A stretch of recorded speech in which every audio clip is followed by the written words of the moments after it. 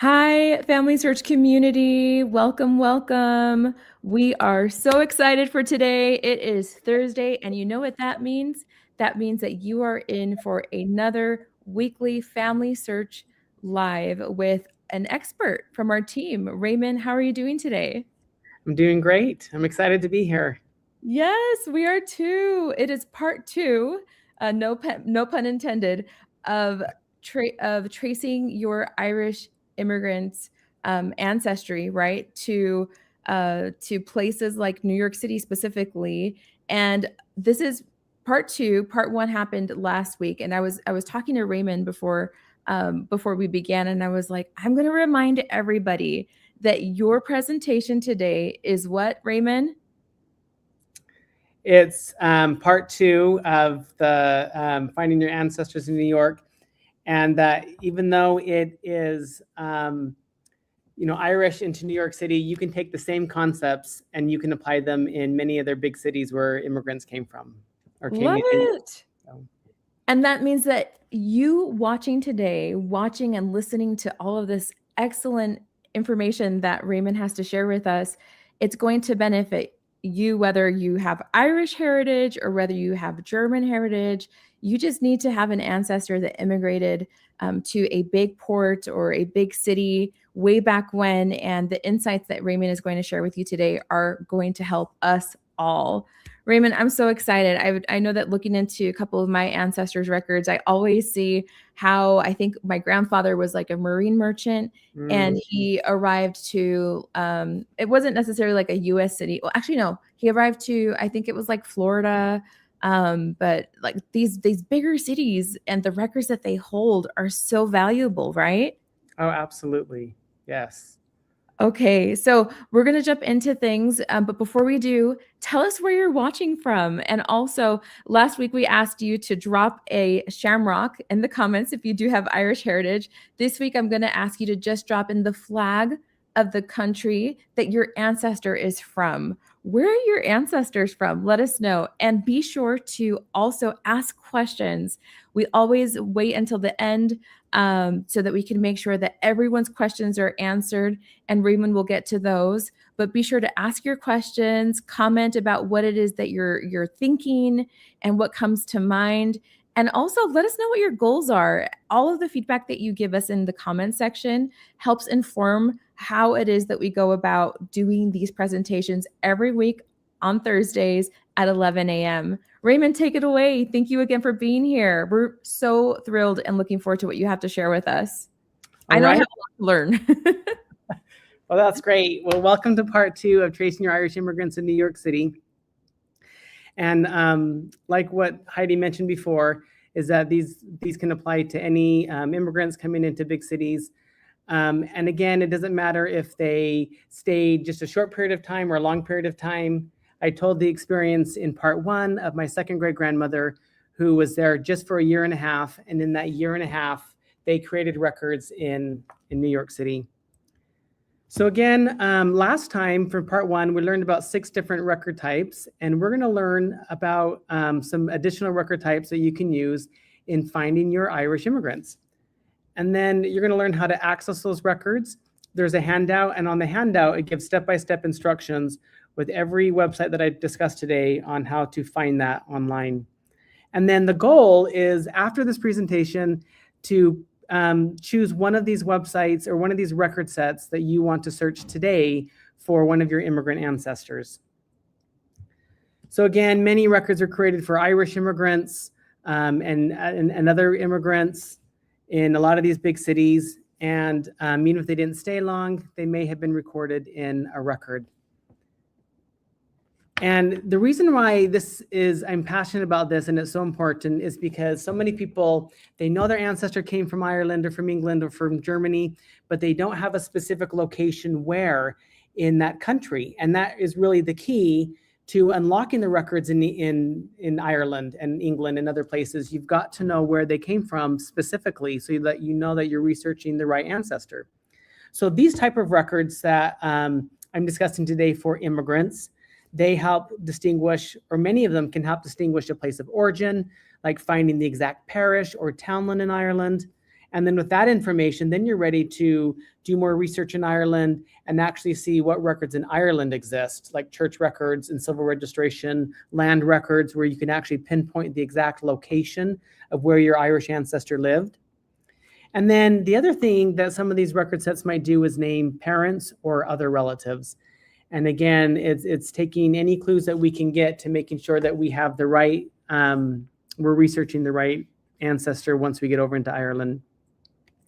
All right, so these are the record sets that we're going to discuss today. And I just want to just point out too that I'm not sharing the ins and outs of every record set here, but I'm just giving you clues and giving you some tidbits of information that's digitized, that's available online, that you can, they have a searchable index. There are many, many other records that are only available in a local archive, a state archive, a city archive, that you can get additional records from. But I wanted to highlight stuff that's available online and that you can start searching today. So we're going to discuss the court and criminal records, naturalization and denied petitions, census records, federal records, state census records, the 1890 police census, jury censuses, World War II draft registration cards, info wanted ads and Irish newspapers, New York City directories, probate records, Catholic cemeteries, and archives and digital collections. All right, so let's begin. So we're going to start with the court and criminal records. So again, many court and criminal records that are available, but these specific ones you can search online on Ancestry.com. So this first one is the Governor's Register of Commitments to Prisons from 1842 to 1908. I love the time period because it's great during the Irish famine when many of the famine immigrants came over. And sometimes, due to poverty and other issues, they got in trouble with the law, and they could be in this Governor's Register of Commitments to Prison.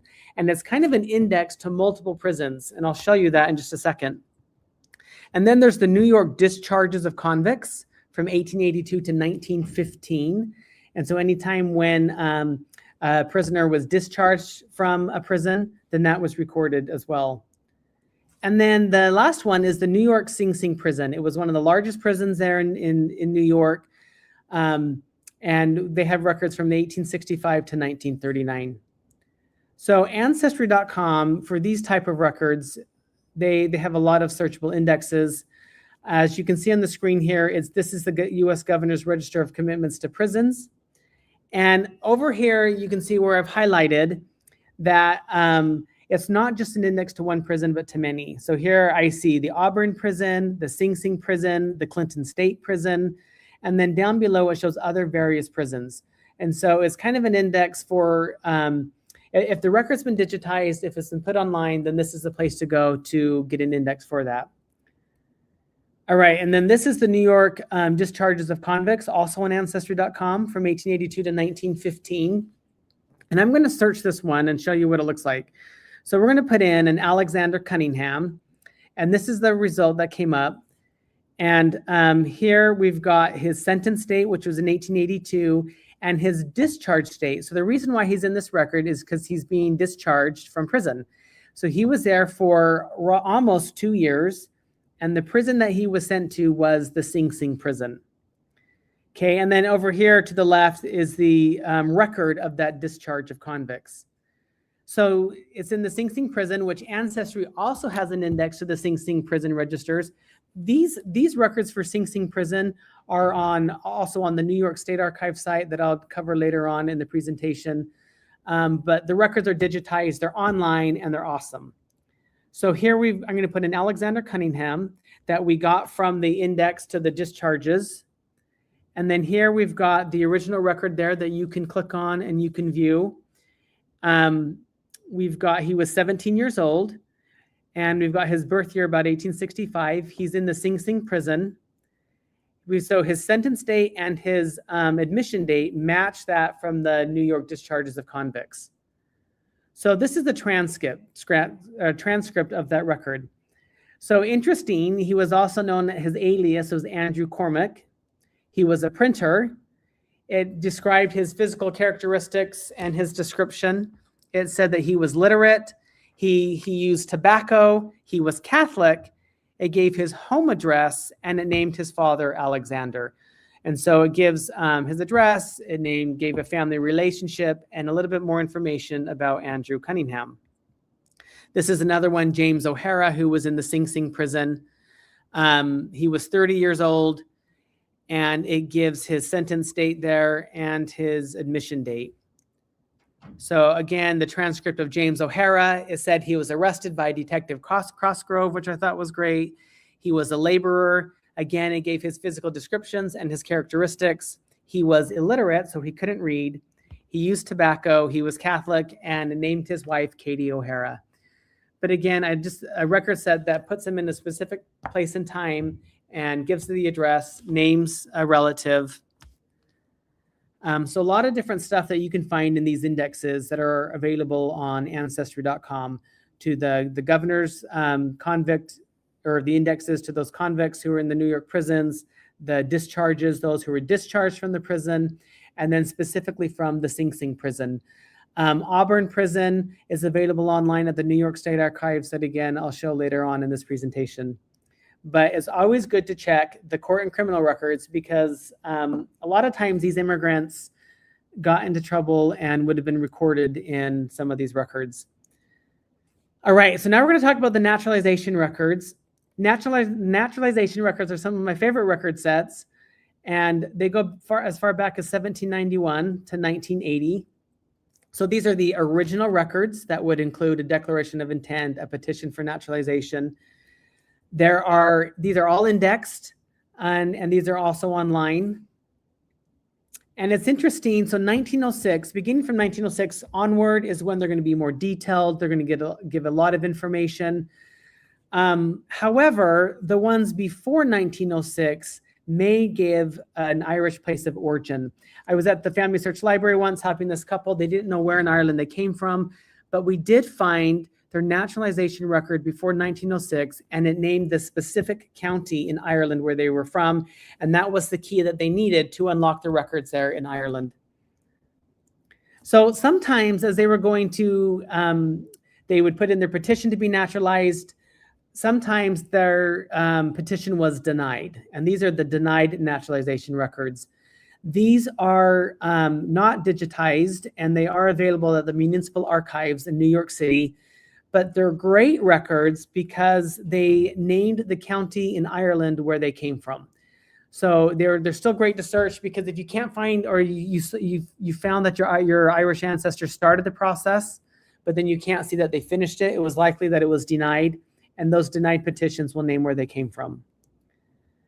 So they, as part of the naturalization process, the first one was the declaration of intent, and then there'd be a petition for naturalization, and then finally the naturalization certificate. You can see here on the screen, this is a declaration of intention, and it includes a lot of great information for immigrants in general. This one here was for a Michael Joseph O'Flaherty, and here he was an agent, and he gives his physical descriptions, but the meat of it is here. It says that he was born in Tralee, County Kerry, and it gave his birth date as well. But through this declaration of intent to become a naturalized citizen, I now have the key that I need to research in Tralee, County Kerry for his records there in Ireland. All right, this is the petition for naturalization, and I'm going to blow this up here. So this is the second process. This is for a James Macaulay, and who is petitioning to become naturalized. And here it says, gives his occupation, it gives his birth date, and again, it gives me what I need to know is that he's from County Longford, Ireland. So now I've got that key that I can unlock the records in County Longford. And then it talks about his wife, Margaret, who was also from County Longford, and there is a good possibility that the families knew each other in County Longford. And then down below here, it says he has two children, Margaret and Thomas. It gives their birth dates, and it says that they were born in Brooklyn. So now I know that I need to find a birth certificate for both of them in New York and not in Ireland. And then I have to determine, could I find it? So if the kids were born in New York, were they married in New York? And so I would look for a New York marriage record there. And if I couldn't find it in New York, then there is a strong possibility that they were married in Ireland and would have a certificate there. But a lot of great stuff that you can find from naturalization records, both from the Declaration of Intentions, the petitions for naturalizations, and the denied petitions. A lot of these records are online. You can find them on Ancestry.com, on FamilySearch.org, and the New York Municipal Archives. So this is you can see here, it's on FamilySearch.org. It's the records for New York naturalization records from 1791 to 1980. Family Search is doing a lot of the full text search now, so even if it's not indexed, you might be able to find it in the full text search and be able to find it there. All right, so the next record set are census records. Most people are familiar with the federal census records, but they're not as familiar with the state census, the 1890 police census, or jury censuses. So the federal census began in 1790, which is great for especially for a lot of the early immigrants that came over. A lot of the Scotch-Irish Presbyterians that came over, they would be found on these earlier censuses. But it's not until 1850 that it names everyone in the household. And it's not until 1880 that it gives relationships to everyone in the household based off of the head of household. So 1850 is a key one where it names everybody, and then 1880 when it gives those relationships. So pay particular attention to the 1850 and 1860 U.S. censuses for immigrants, because it provides a snapshot for many of them who came during and after the Irish famine. So let's say your ancestor came early and they didn't stay in New York long. They still could have been caught or captured on that 1850 U.S. census. But especially for immigrants, these would be the two censuses that you'd want to focus on. Later censuses will give more information, however. I wanted to show this is an example of the 1900 U.S. Census in New York. And here's the O'Malley family. I'm going to blow it up so you can see that it's Thomas O'Malley and Mary, his wife. And you need to look for clues that you can find in these census records for these immigrants. Thomas and Mary, over here to the far right, it says that they're from Ireland. So we know that they're immigrants. And here it gives their birth date. So born in 1859, 1860. They were born before Ireland began the civil registration. So they wouldn't have a birth certificate, but they would have a church record. And then here it states that they had been married for 15 years. So I can go back 15 years from 1900, 1885 for a marriage record. They had 5 kids and 4 were still living. So it names the 4 kids that are still living: Annie, Kate, Mary, and Thomas. It gives me their birth dates. Annie is 14, and then there's a big gap, and then there's a 3-year-old, a 2-year-old, and a 7-month-old. So based on that gap there, and then the fact that they said that they lost a child, I'm assuming that I would look between Annie and Kate for another child that was born or had died. But what's really cool about this is that Annie is also born in Ireland. So now I know, and she was born in 1885. So I now know that to look for a birth certificate in Ireland for an Annie O'Malley born to parents Thomas and Mary, and that Thomas and Mary married in Ireland and would have a marriage certificate there. So a marriage certificate in Ireland, birth certificate of their daughter in Ireland, and then beginning with Kate, they would have birth certificates here in New York City. So a lot of great information that you can pick out and you can glean from these census records. Down below here, there is a Thomas, not Thomas, it's Michael O'Malley, who's after Thomas, who is the brother of Thomas. So now I've got his brother, and it gives his birth information that he's from Ireland. And now when I go over into Ireland, I'm looking for a Thomas and a Michael O'Malley, who were brothers.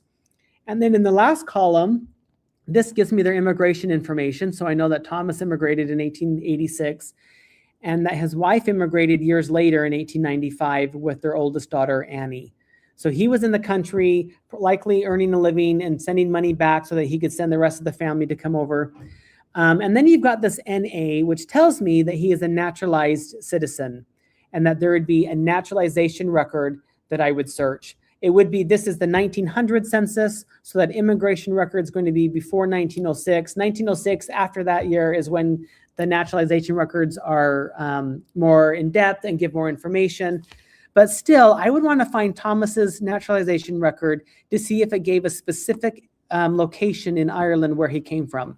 And I would also look for his brother Michael, who also has that NA for naturalized next to his name, and look for his naturalization record as well. Maybe it tells me where Thomas came from, but maybe it doesn't, but maybe it does with his brother Michael, that I can now search for that immigration record as well. So a lot of information that you can pull out of these federal censuses. The state census is going to be depending on each state. In New York City, or the state of New York, they were keeping census records, a state census beginning in 1855. And then you could see that they did it every 10 years, 55, 65, 75. 1892 was an unusual year, but it was awesome that they kept a state census in that year, because most of the federal 1890 census was destroyed, damaged by fire, by flooding, and so they were not in use anymore. But New York kept an 1892 state census, which then helps fill in the gap of that 1890 census that was destroyed. And then again, 1905, 1915, 1925. So this is an example of an 1855 New York census.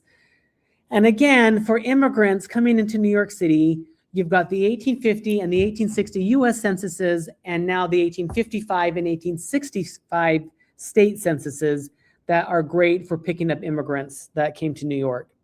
Okay, so again, when I find a family on any of the state censuses or federal censuses, I like to look at all of the Irish people on that same page. So I'm going to highlight, these are all different Irish families. They're all living next to each other in New York City. And so I look at their surnames. I can plug them into johngrenham.com and see if a lot of these surnames come from the same parishes or the same counties in Ireland. And a lot of the times, these could be family members, these could be relatives, they could be friends who came from the same townland in Ireland. And so anytime I find an ancestor on any census, I look at all the Irish people on that page, and usually the page before and the page after, and I will go in and study those families. This is an example of the 1892 census, which again fills in that gap of that missing 1890 census. And here it gives me information that they were from Ireland. So here their daughter May was born in the United States, but they were both from Ireland. And so I could search for an Irish marriage certificate in Ireland, or possibly in New York when their daughter was born. But I have this border here that was also from Ireland. And then right there, living right next door, they were actually all living in this 617 was the house number, and they're all from Ireland. So again, I want to look at those surnames. I want to study those people to see if maybe it will help me pinpoint an exact location in Ireland where they came from. These are all online, all the federal censuses, all the state censuses. You can access them on familysearch.org. Family Search has a lot of those state censuses, as you see here, the 1865. Ancestry.com has a lot of the censuses as well, both federal and state. This is what an 1865 census looks like. Again, not too far after the Irish famine. It gives me the Irish family here, and I can see that the parents were in Ireland, but the kids were all born in Connecticut. So even though this is in 1865 in New York, I want to search Connecticut for the birth records and possibly for a marriage of those parents. And then anybody else who was from Ireland on that page, I want to research because they likely knew each other. All right, so that's the federal and the state census. This is the 1890 Manhattan Police Census, which I find very interesting because the 1890 census was destroyed. But interesting, in 1890, after that census was taken, authorities in Manhattan felt that they were underrepresented and that the 1890 census did not count everyone. So what they did is they had the police conduct another census in 1890. And that is significant considering most of the 1890 census was damaged and destroyed. So even though that 1890 census was gone, you do have an 1890 police census just for Manhattan, and you have the 1892 for the whole state of New York that help fill in the gap of that missing 1890 census. This is what the 1890 Manhattan Police Census looks like. It doesn't give a whole lot of information, but what it does give me is it puts the family together in 1890 in Manhattan, and it gives me their ages. So here I've got the Egan family, I've got the Flanagans, and then you kind of look for the, the Irish names. But again, it still helps make up for that missing census, even though it doesn't give me specific information on where they came from. This census is digitized. It's available on FamilySearch.org for free, as well as the New York Municipal Archives digital collection, and it's also free on that website. And then we've got some jury censuses. These jury censuses, the reason why I like them is because they act as a census substitute. They place an ancestor at a given place at a given time. And what it was for those people who were summoned for jury duty, and then it kept an index of them. So here you can see a William Connell. He's 40 years old. It gives his birth year about 1776. And he likely was a Scotch-Irish who came from Northern Ireland at this time, who came earlier. He's captured in a jury census on 1816, where he's supposed to report for jury duty. It gives his address, and it gives me his occupation. Okay, and here I've got a Charles Flanagan. It gives his address. He was born in 1791, so again, likely early in Ireland. He's a shoemaker, and it also gives me his specific house number 202, living on Corner Street in New York City. So it pinpoints him at this early time period in 1819 with his occupation, and gives me, it places him at a given place in a given time. These are all digitized. You can find them indexed on Ancestry.com, and the original records are also at the New York City Municipal Archives digital collection. And again, all of that's in your handout, and there's step-by-step instructions on how to find that. All right, so now we're going to move on to the New York World War II draft registration cards. So they were required to register for the draft for World War II. I love these because they may name a place of birth as well as other family members. So this is the draft card for John Francis Flanagan. And here it tells me exactly where he was born in County Monaghan. So it now gives me the key that I can go to County Monaghan and search and see if I can find a parish or a townland, but it really helps narrow that down. And it gives me the name of his sister, Sarah McHugh, and her married name. So just from him registering from the draft, I now know where he's from and the name of his sister. This is one, and they're beautiful cards. They're written well. They're presented well. This is a John O'Connor. It gives me the exact place he came from. So this could be a townland. It could be a parish. And then down here, I've got a Dennis O'Connor, who could be his father. It could be his brother or a cousin. It doesn't tell me the relationship, but it does give me the name of a relative. I've got Daniel Timothy Keneally. Here it tells me exactly where he's from in Ireland. Again, it could be a townland, it could be a parish, and then it gives me the name of his wife. So these are easy to search, they're digitized, they're online. But if you had an ancestor who was alive in New York City during the draft, go in and search for them, because it might name the place where they came from. And again, maybe your ancestor didn't, but maybe they had a brother who did, or maybe they had an uncle or a cousin or another relative who did. And so I would search for anybody with that surname who you know might be a possible family member. And then this is what it looks like on FamilySearch.org, but it's free, it's digitized. And this is what it looks like on Ancestry.com. So great record set. It's very accessible, and those records are beautiful. The New York City directories are awesome. I love it that you can actually trace immigrants in New York City through many years in these city directories. So what's cool is if your ancestor came in, let's say 1850, you could then go to the city directories and trace them every single year, 1850, 1851, and see when they were no longer appearing in these directories. But I have used this to trace my own ancestors. And what's awesome about the New York City ones is that they are all digitized and they are online. And again, it puts an ancestor at a given place during a given time. So this is what it looks like. It's the New York Public Library digital collection. So if you were to Google New York Public Library digital collections, and then once you get to that site, you can search for, in the browser there, for city directories, and these directories come up. They're awesome. They're digitized. If you can see here on the screen, this is for an early time period in 1790, which again would capture a lot of the Scotch Irish that came earlier. And then during the famine, you've got directories here from 1845 to 1848, 1851, 1852, and you can go and trace them year by year and see where they were living and where they were. So a great record set, and thanks to the New York Public Library, who have made them searchable for free on their website. The info on an ads in newspapers is awesome, and this is not just particular to New York City. Boston also had this.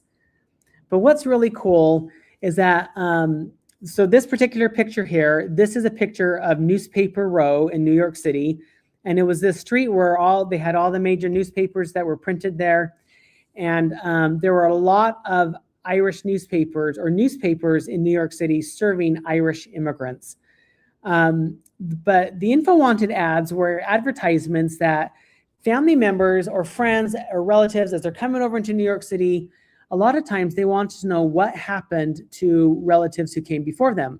And so they would put an ad in some of these Irish newspapers saying, hey, I'm looking for my sister, I'm looking for my brother, I'm looking for my uncle, I'm looking for my parents, and this is where they came from. And if you've heard of them or if they see this ad, please contact me, and this is my address. They are awesome. And we've got some from 1824 up to 1871 that captures a lot of these immigrants before the famine, during the famine, after the famine, coming into New York City and looking for lost relatives. So these are not digitized, but I do, and we have these books that are located in the library, but I wanted to show you some transcripts from these info wanted ads. Always, or most of the time, they will always name where they came from in Ireland with a townland or a parish. So this was taken in 1857, and it's for Ellen Murphy, and it gives the name of her parish. Well, actually, that's her townland. Ballyready's her townland, and then it names her parish in County Kilkenny, who landed in New York in 1854. Should this meet her eye or anyone knowing her whereabouts will confer a favor by addressing her brother. So James Murphy, he's already immigrated. He's in Peoria, Illinois, and he puts an ad in the New York paper for his sister, Ellen Murphy, hoping that she sees it or that somebody who knows her will see it. She's from this townland, this parish, so they know that it's her. So Ellen knows that it's her, since there's many Ellen Murphys. But it's just really cool that it now gives me a location and a place and a relative that I can be more successful searching for her in Ireland. This was April 10th, 1858, of John and Mary Donlevy, who left Ireland for Australia about 13 years ago. And it gives the exact townland, the exact parish in County Cavan. When last heard from, about 5 years since, they were in the port Sydney. Any information on them will be thankfully received by their daughter Alice by addressing a letter to 67 Ridge Street, New York.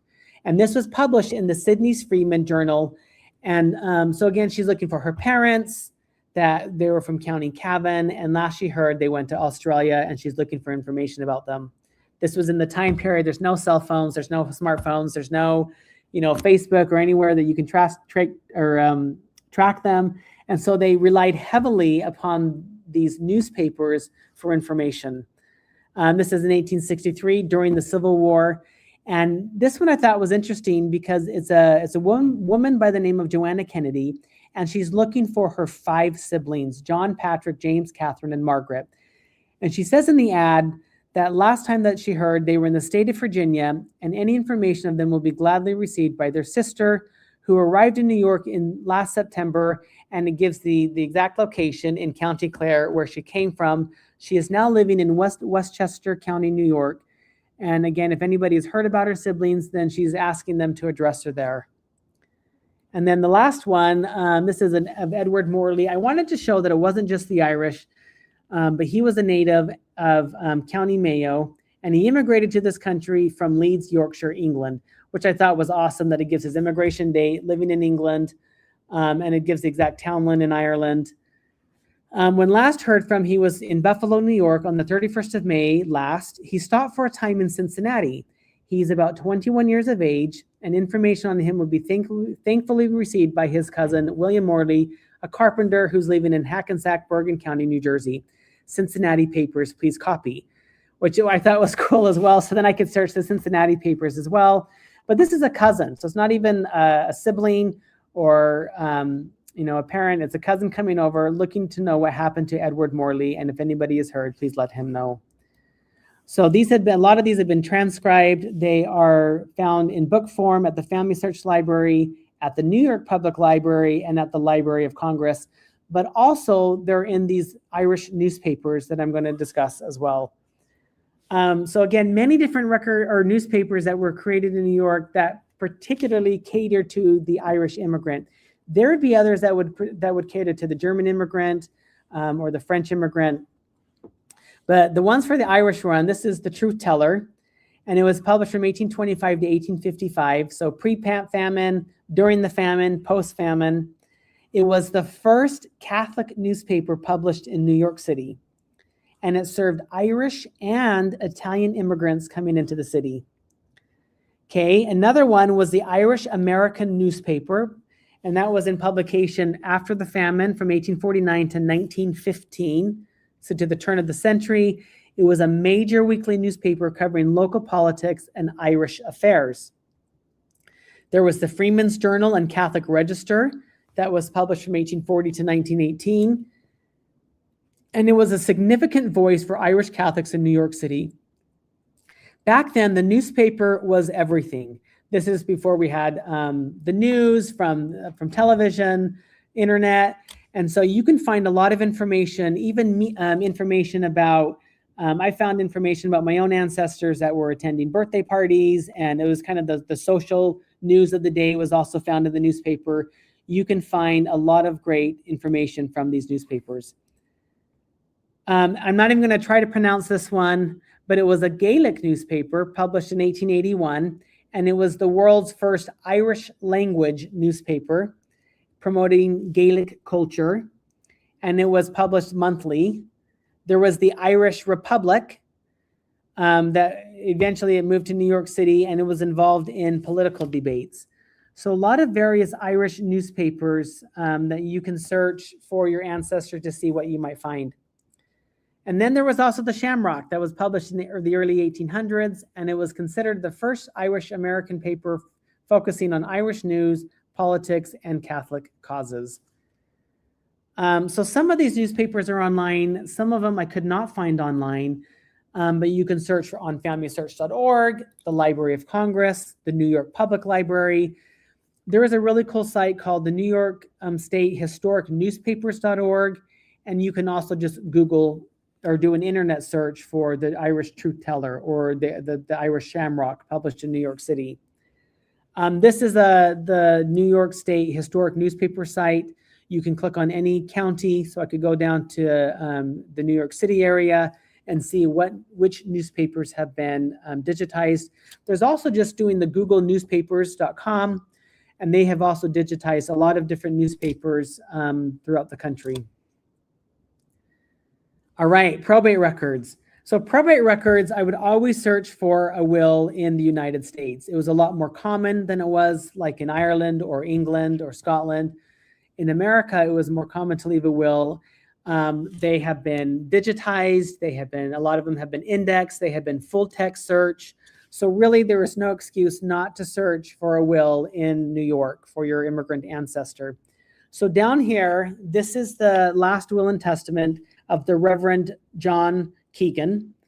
And John Keegan leaves in his will, he names a lot of different family members, which I'm going to highlight. So I'm going to blow this will up so you can see a little bit. He talks about his sister Bridget O'Neill, his sister Catherine Lynch, his sister Eliza Riley, his sister Maria Fitzsimmons. I now have 4 sisters, and I have their married names for each one of them.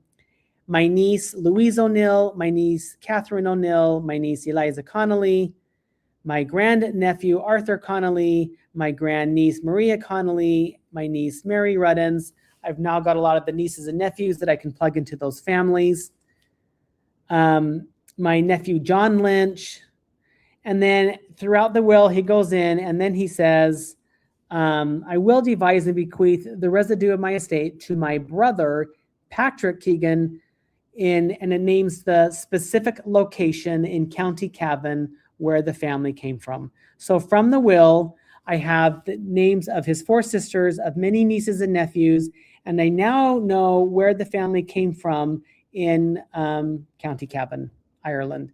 So then I could go there and I could look for land records from the Griffiths valuation and pinpoint the exact land that the Keegan family was living on in County Cavan. So again, Family Search has full text search these wills. They're also indexed, and you can find some on familysearch.org. You can find them indexed on ancestry.com. Here it shows New York probate records as far back as 1629. And then you can find some specifically for like the Bronx or County Queens or Queens County or Brooklyn and so forth. This is an example of the database on ancestry.com where you can find the wills and probates going back to 1659.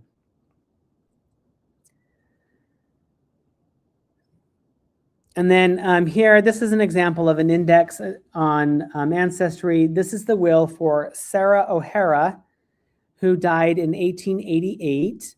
And you can go in and click on the original image of this will.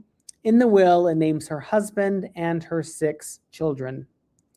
This is the will of a Francis O'Hara. Again, I can click the little highlight here and it will show me the original record.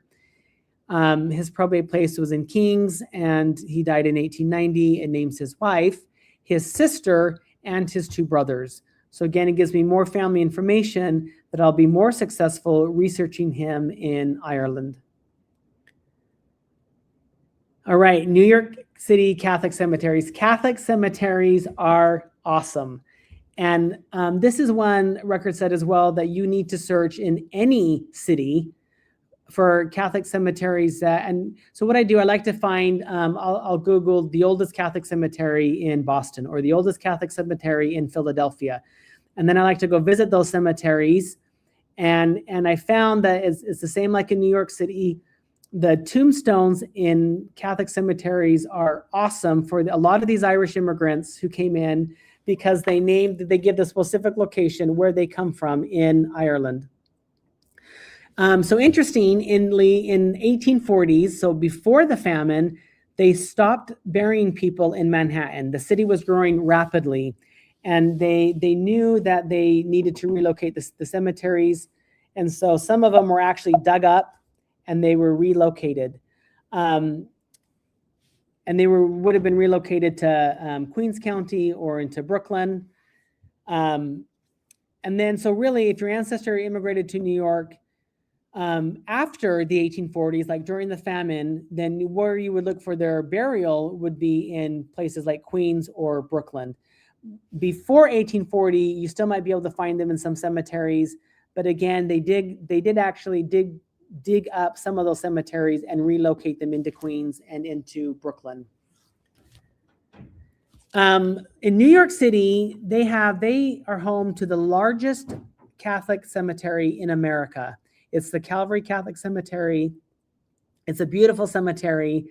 And I found so many tombstones like the one you can see in this picture all over the cemetery.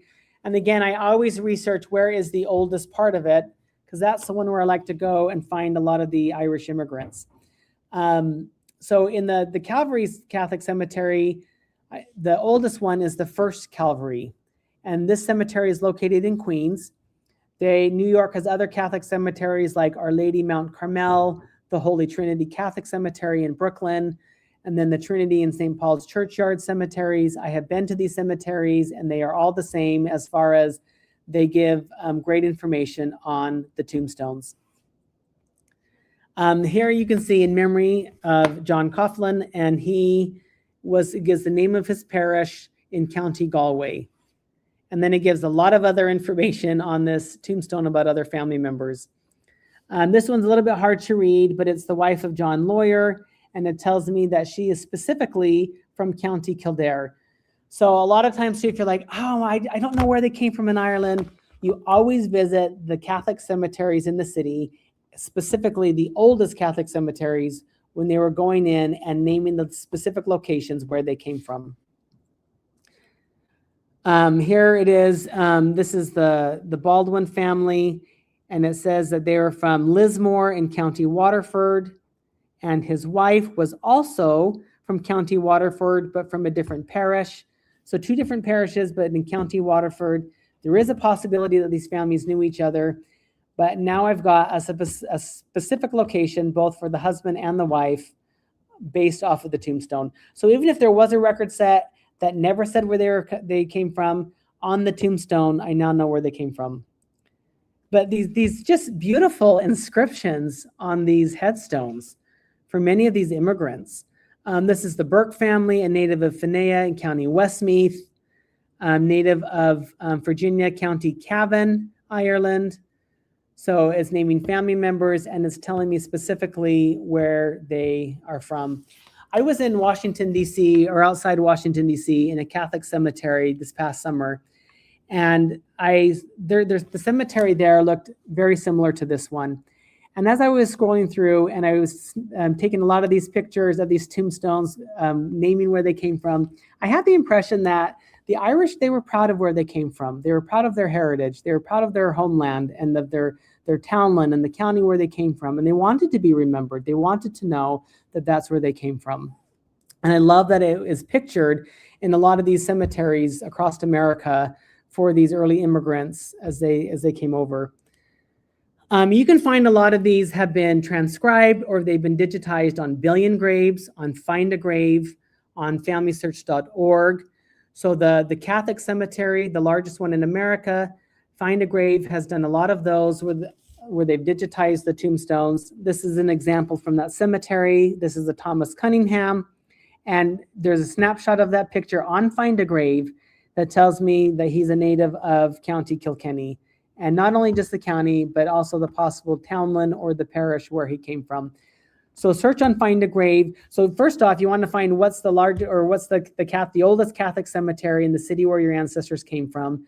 And then search for that cemetery to see if it's been digitized on Find a Grave, Billion Graves, and then see if there's an index where you can go in and find the ancestor. And let's say your ancestor, it doesn't name the place where they came from, then search for the surname. Search for other possible siblings or cousins or other relatives who came into New York City or other cities. Search for them in these Catholic cemeteries to see if you can find possible family members that do name a specific location where they came from. And then our last record set that we're going to discuss is the New York Archives and Digital Collections. Again, what I have shown you, what I have presented in these last two webinars, part 1 and part 2, is a lot of stuff that you can find that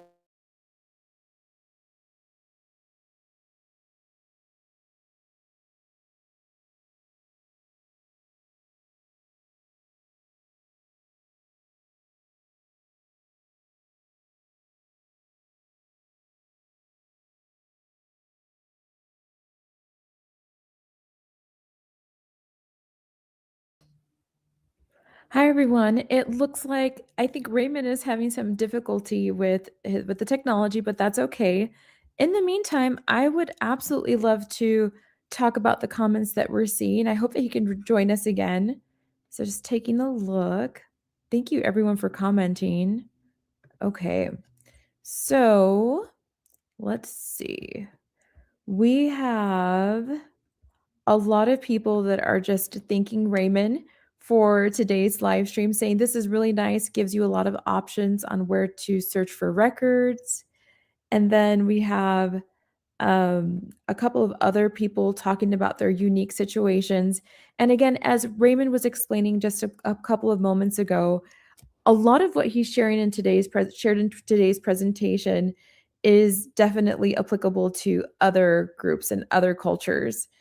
Okay, so let's see. We're gonna just go ahead and give him a second to join us and see if it works. So sorry about that. Okay. Some of you expressed that the handouts from today's webinar and last week's webinar aren't working. I want to just remind everyone that when we post the hand,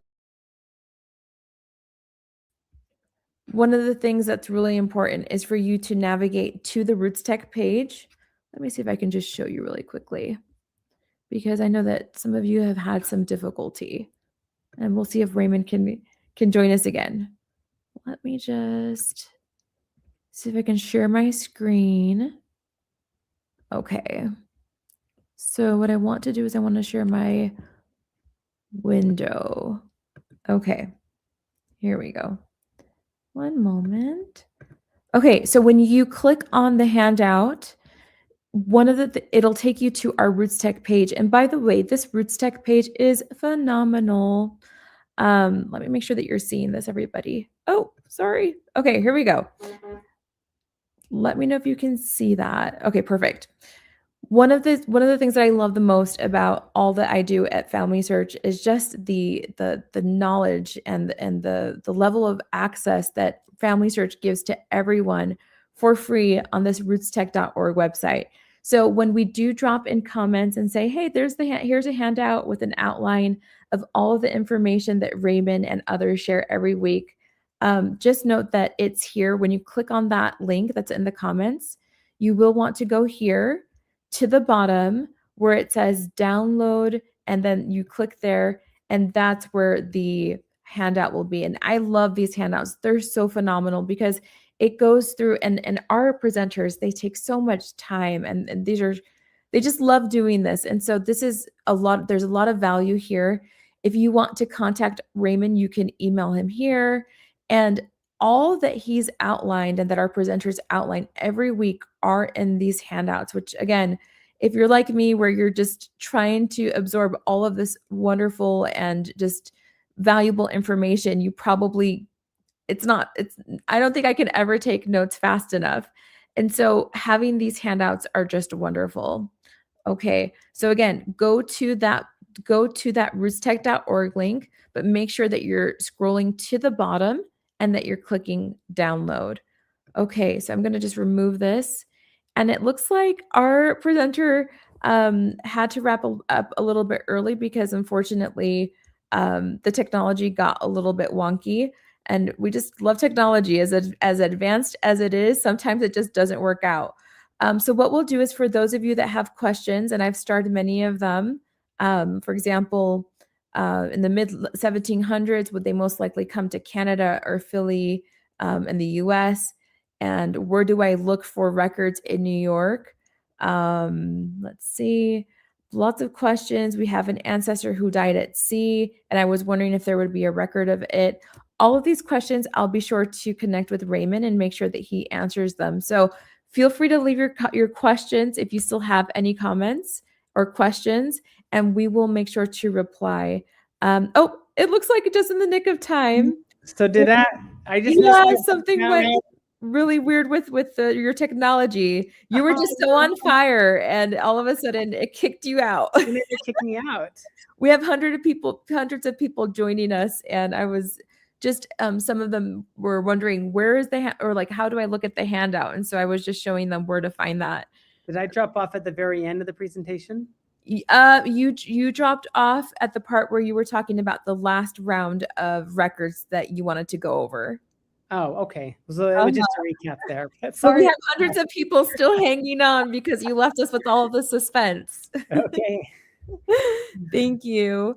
Do you want to share your presentation behind the scenes and then I can just add it to the screen? Sure. Yeah, sorry about that, Raymond. No, yeah, Gosh, I'm sorry. it's so funny. Like we're having so much fun learning from you, and all of a sudden, you just gotta love technology. It kicks you out. Thanks everybody for your patience. Okay. And Raymond is back to our rescue. You can see the screens there, the slides. Yes. You probably want to expand it into presentation view. Thank you, everybody. And then we'll take questions. I've been starring all of your questions, and we're so excited to make sure that we share them with Raymond. There we go. Thank you.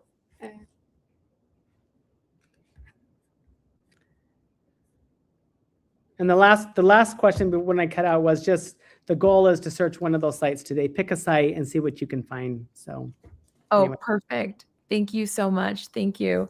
Okay, so now that we have Raymond back, again, gotta love technology. Let's talk about what you want to talk about, which is this. So first question first. Robin Jones says, in the mid-late 1700s, would they most likely come to Canada or Philadelphia in the U.S.? Any thoughts on that? Those are great locations, yes, for that early time period. There were still some early ones that came to New York. A lot of the Scotch-Irish would have come into Philadelphia or through Wilmington, Delaware. but they still might have immigrated up into New York City. There are still Scotch Irish that were living in New York City during that early time period. So, That's but so helpful. I love that all of these like major cities have so much information, and a lot of what you focused on and people were commenting was just simply that so much has been digitized, and it just continues to increase. That's amazing. Thank yeah, you. it's exciting. Yeah. Okay. Where to look for Irish records in New York for the late 1700s, possibly from Antrim and Ireland? Any So, first thoughts there? I know it's so a really specific question. those, I mean, is a great question. Those I would search like the jury censuses, which were later.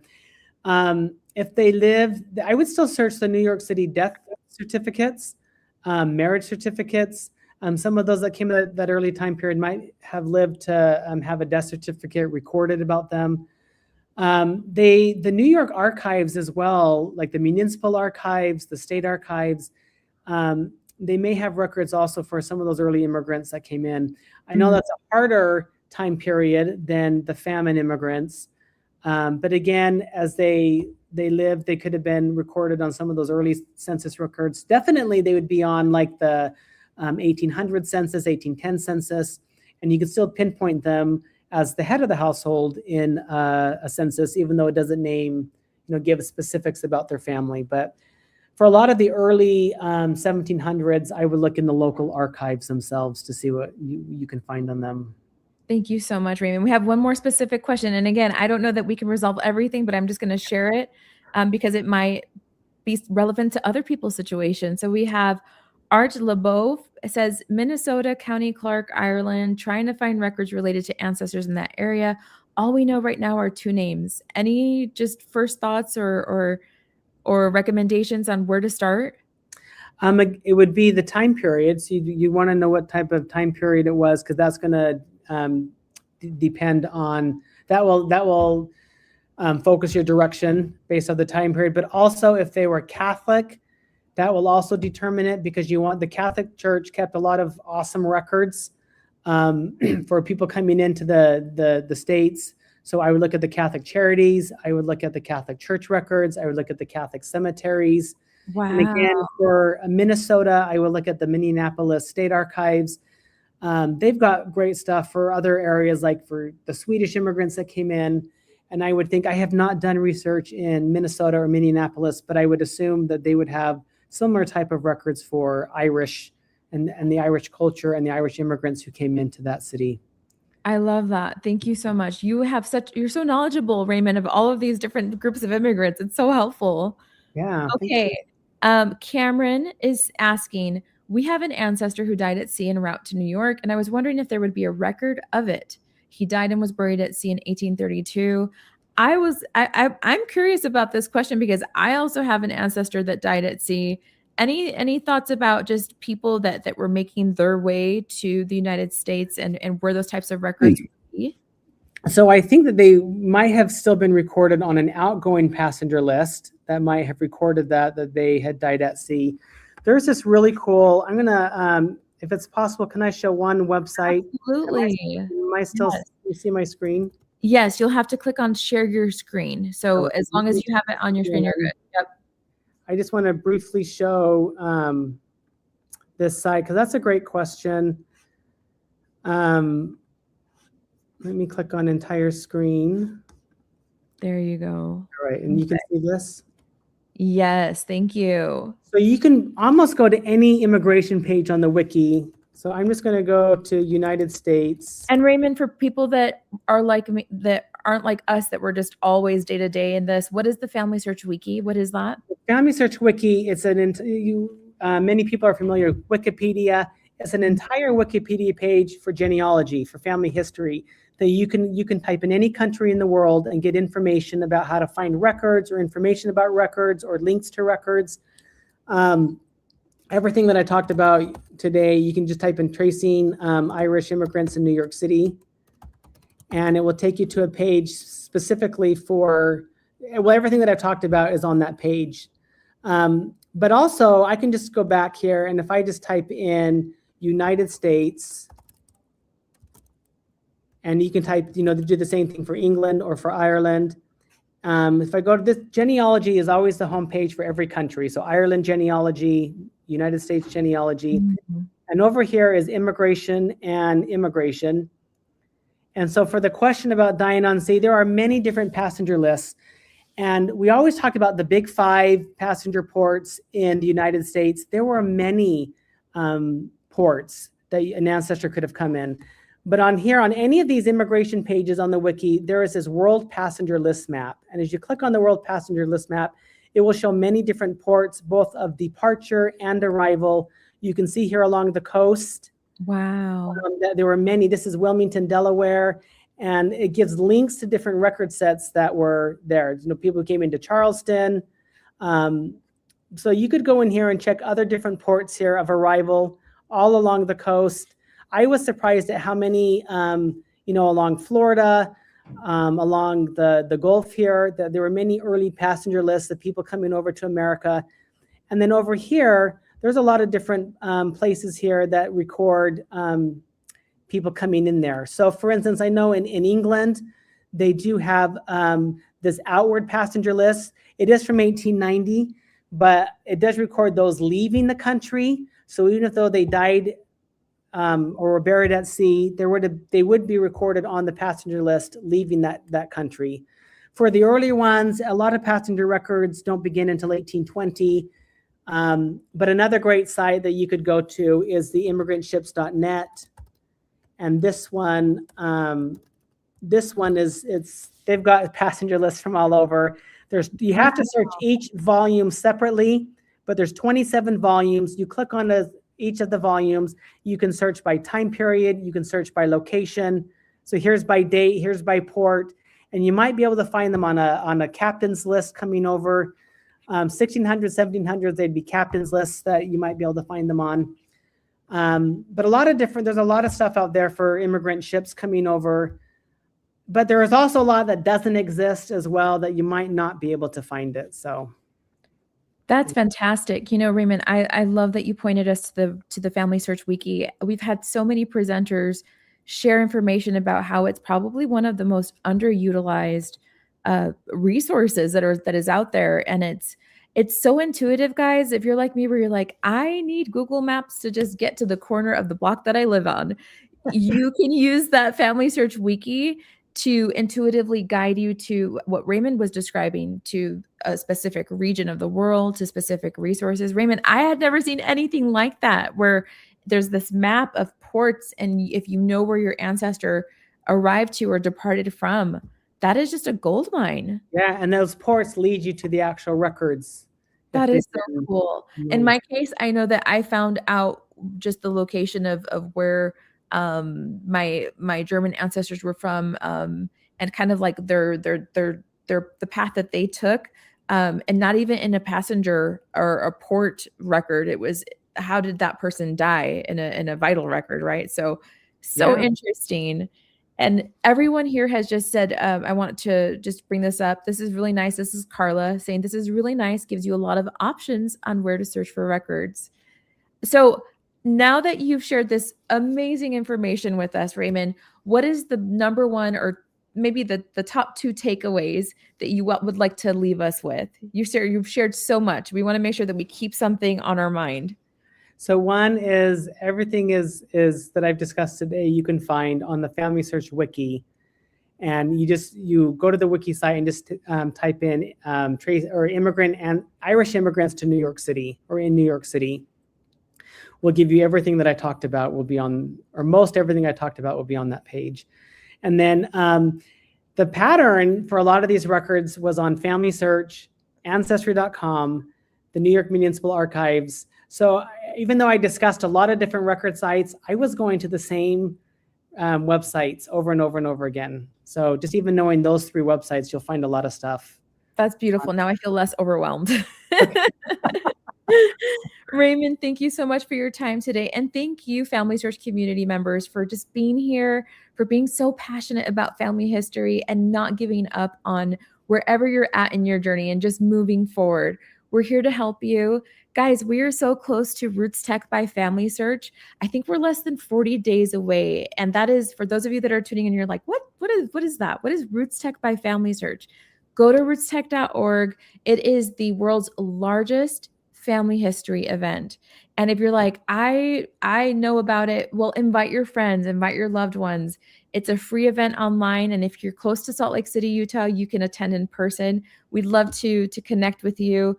But that's what we're all about. We're about spreading the love for family history and encouraging you. Again, you can be a beginner, advanced, or a brain like Raymond and his colleagues in family history. There is so much to learn wherever you are.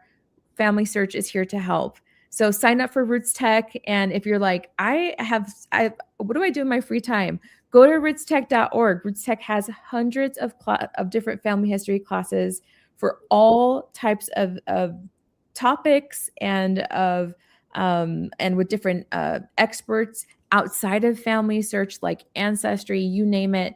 We're just so grateful that you tuned in. And Raymond, thanks as always. This is part 2. So he came last week and he's like, I'm going to make sure they have all of the information that they need. And so he was here just to make sure that you had that. We hope you have a fantastic week, Raymond. Thank you. Thank you. Yeah, you bet. Everybody take care. Thank you.